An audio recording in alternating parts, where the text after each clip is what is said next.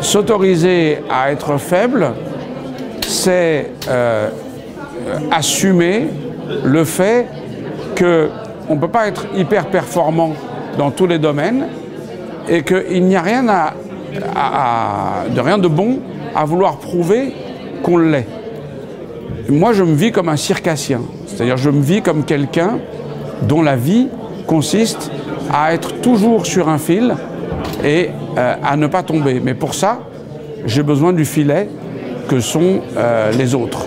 Et c'est cette faiblesse qui me permet d'entrer en interaction avec l'autre en le mettant lui en position de, entre guillemets, force, c'est-à-dire de pouvoir m'aider dans un moment où je suis en difficulté. Et souvent, quand je rencontre des gens et que je leur montre ma faiblesse, à la fin de la conversation, ils me disent « Je vous ai fait traverser la rue, mais vous m'avez fait traverser la vie ».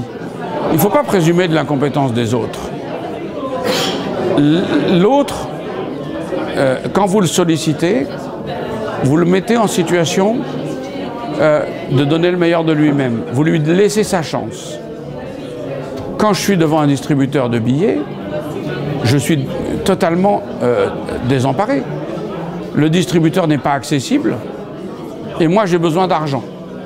Donc j'ai besoin de l'intercession d'un tiers, quel que soit le tiers, pour pouvoir faire ces opérations de retrait pour moi. Et donc le premier qui passe, je lui pose la question. Ça peut être un clochard, ça peut être un milliardaire, ça peut être un électeur du Front National, de Mélenchon, un abstentionniste.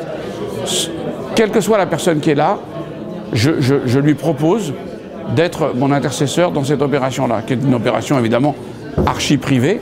Et ça fait presque 30 ans que je le fais et on ne m'a jamais volé.